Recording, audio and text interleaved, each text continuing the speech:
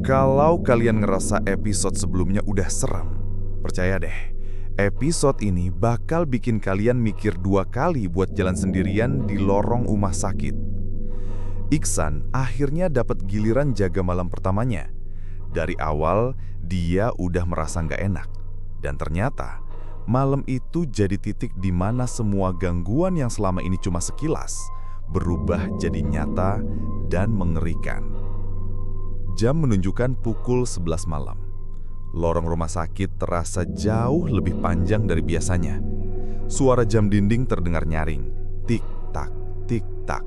Seakan menghitung detik menuju sesuatu yang buruk. Iksan duduk di meja perawat, mencoba menulis laporan.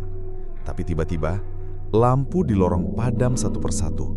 Seperti ada sesuatu yang bergerak mengikuti alurnya. Gelap mulai menyelimuti rumah sakit. Ia menyalakan senter HP, dan saat cahayanya mengarah ke ujung lorong, terlihat sosok seorang anak kecil berdiri diam. Bajunya lusuh, rambutnya menutupi sebagian wajah. Perlahan anak itu mendongak, tersenyum tipis, lalu berlari masuk ke ruang jenazah. Tubuh Iksan langsung merinding.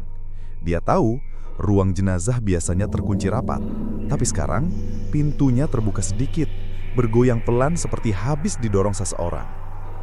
Dengan langkah gemetar, Iksan mendekati pintu itu. Semakin dekat, aroma busuk makin menusuk hidung. Saat pintu didorong, ruangan itu kosong, hanya peti-peti jenazah yang tersusun rapi. Tapi tiba-tiba, terdengar suara roda berankar bergesekan dengan lantai. Krek, krek, krek. Iksan menoleh cepat. Di sudut ruangan, sebuah berankar bergerak sendiri. Dak. Jantung Iksan hampir copot.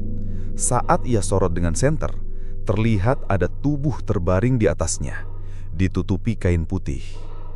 Perlahan, kain putih itu bergerak jatuh, memperlihatkan wajah pucat seorang dokter tua dengan mata kosong. Iksan mengenalinya dari foto lama yang tergantung di dinding rumah sakit. Dokter itu sudah meninggal belasan tahun lalu. Kenapa kau ada di sini? Rumah sakit ini bukan tempatmu. Suara dokter itu berat seperti datang dari perut.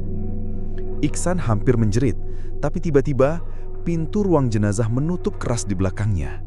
Gelap makin pekat. Dari arah rak jenazah terdengar suara ketukan. Satu persatu peti kayu bergetar seolah-olah ada yang berusaha keluar.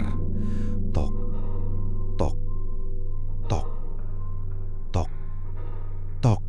Suara itu semakin keras, bercampur dengan suara rintihan dan tangisan.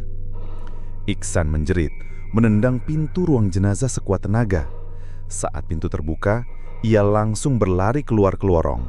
Nafasnya tersenggal, keringat dingin mengucur deras. Tapi lorong itu bukan lagi lorong yang biasa. Lampunya padam total. Dari kejauhan, terlihat keluarga misterius yang pernah ia lihat di ruang tunggu. Sang ayah, sang ibu, dan anak kecil itu berdiri berjajar. Wajah mereka pucat, matanya kosong, tubuh mereka kaku seperti mayat. Anak itu melangkah maju, suaranya lirih.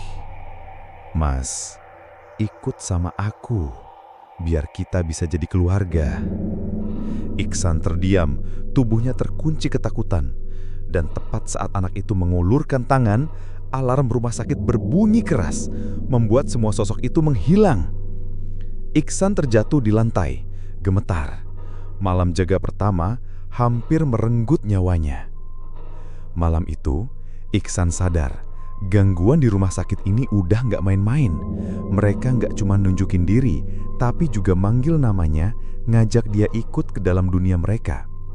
Tapi ternyata, apa yang Iksan alami malam itu baru awal dari rahasia paling kelam rumah sakit tua itu. Karena setelah ini, ia akan dipanggil menuju tempat yang seharusnya udah ditutup selamanya.